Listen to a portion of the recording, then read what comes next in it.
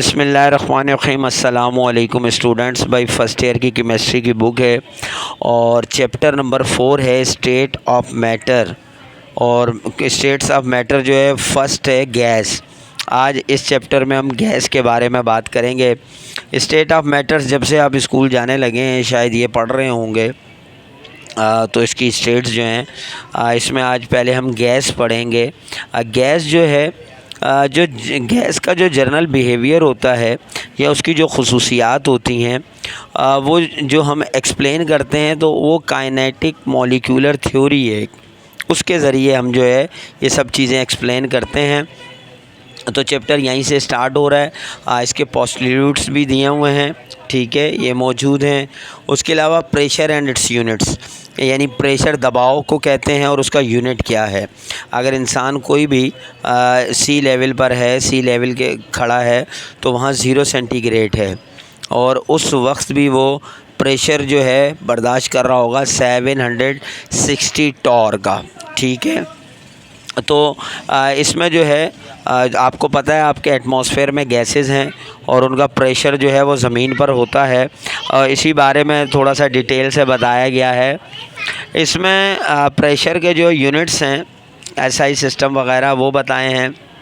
वैसे तो इसका जो मेन प्रेशर का यूनिट है वो आपको पता है पास्कल, हम उसे बोलते हैं N/m², ठीक है, न्यूटन पर मीटर। और इसके अलावा भी इसके ज़ाहिर है यूनिट्स मौजूद हैं। जो मैंने क्वेश्चन आंसर्स किए हैं ये डिटेल में हैं और इसमें भी तमाम चीज़ें मैंने अपने पास से दी हैं और जो बुक के आंसर हैं वो मैंने आगे पेज नंबर जो है वो मेंशन कर दिए हैं, आप वो वहाँ से देख सकते हैं। अच्छा, इसमें मुख्तलिफ़ लॉज़ हैं, चार्ल्स लॉ है, ठीक है। उसके बारे में यहाँ पे वो क्या कहता है, the volume of the given mass of a gas is inversely proportional to its pressure at constant temperature. अगर टेम्परेचर एक जैसा है तो अगर किसी गैस का जो वॉल्यूम है वो इन्वर्सली प्रोपोर्शनल होगा किसके भाई, प्रेशर के, ठीक है। तो ये चार्ल्स लॉ कह रहा है। इसी तरह और भी मतलब चीज़ें हैं इसमें।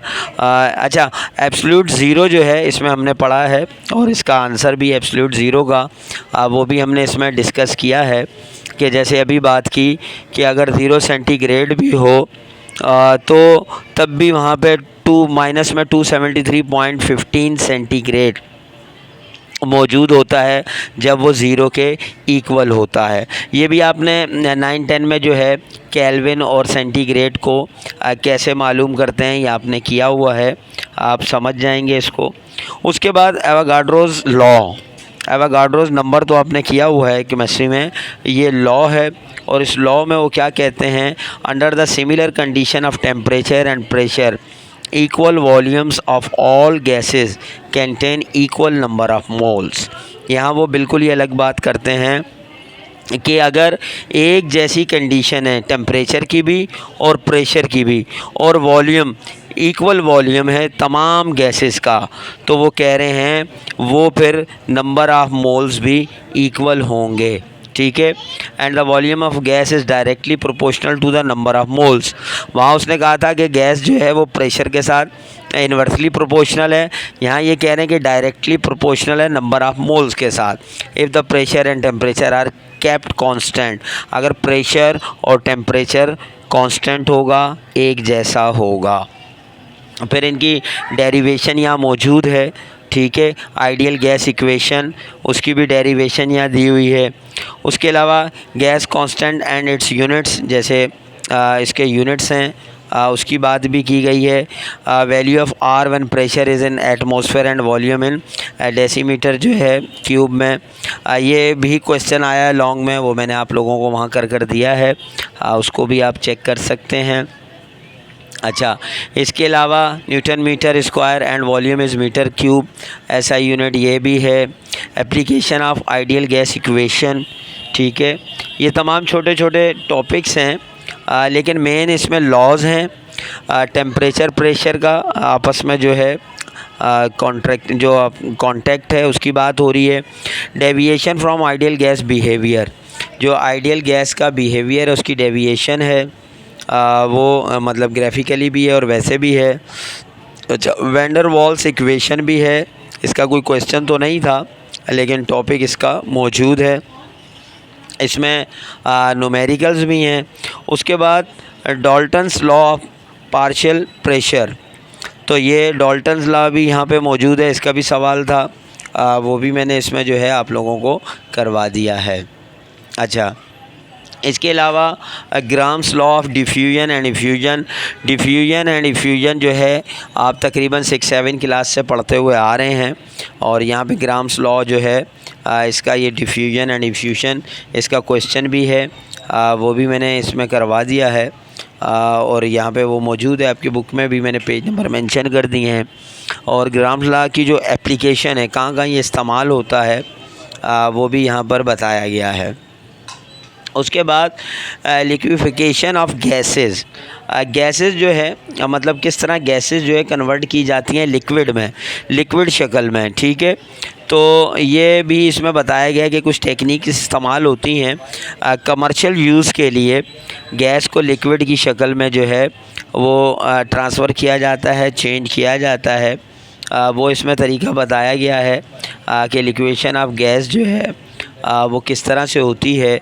और जिस तरह नेचुरल गैस है एलएनजी में जो है उसकी होती है, ट्रांसफ़र करते हैं, पेट्रोलियम गैस में एलपीजी में है, फिर आपके जो रेफ्रिजरेटर डिफ्रीज़र वगैरह हैं इसमें यूज़ होती है, वेल्डिंग पर्पज़ में यूज़ होती है, मेडिकल साइंस में यूज़ होती है। तो ये तमाम चीज़ें इसमें बताई गई हैं।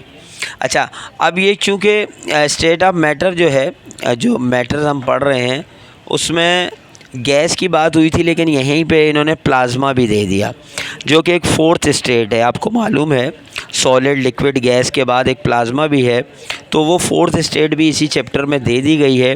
प्लाज्मा क्या है, उसकी प्रॉपर्टीज़ खुसूसियात क्या हैं, इसके यूजेस क्या हैं, यूजेस ऑफ प्लाज्मा, वो भी बुक में इधर गिवन है, लेकिन मैंने भी आप लोगों को जो है क्वेश्चन आंसर्स में वो करवा दिए हैं, वो आप उसमें भी चेक कर सकते हैं।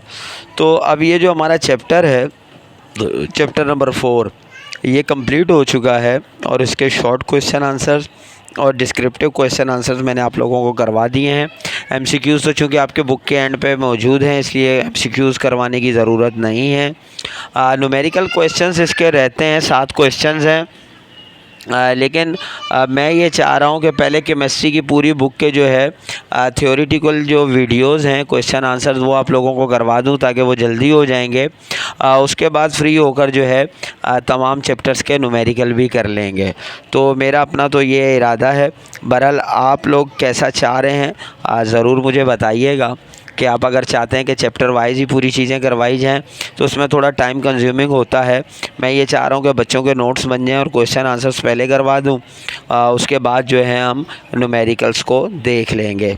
तो आपको जो भी आपकी राय हो कमेंट्स में ज़रूर दीजिएगा। इंशाल्लाह नेक्स्ट वीडियो में मिलते हैं।